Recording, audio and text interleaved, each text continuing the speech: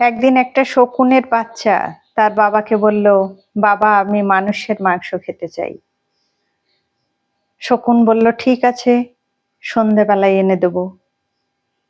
তারপর শকুন সারা দিন অনেক খোঁজাখুঁজির পরও যখন মানুষের মাংস জোগাড় করতে পারল না, তখন সে একটি মৃত শূকরের দেহ দেখতে পেল এবং শূকরের মাংস এনে বাচ্চাকে খেতে দিল। বাচ্চা মাংস খেয়ে খুব রেগে গেল, বলল, এটা তো শূকরের মাংস, আমি তো তোমাকে মানুষের মাংস খাবো বলেছিলাম। শকুন আর কি করে, সে বাচ্চাকে বলল, ঠিক আছে, আমি কাল তোমাকে মানুষের মাংস এনে দেবো।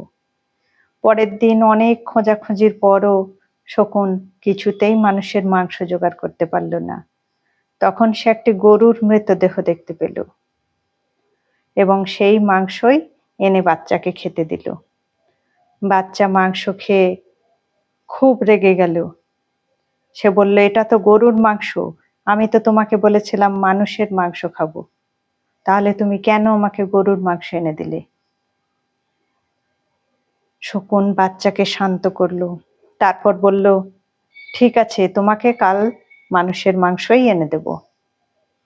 পরের দিন শকুন সারাদিন অনেক খোঁজাখুঁজির পরও যখন মানুষের মাংস জোগাড় করতে পারল না, তখন সে একটা ফন্দি আঁটলো।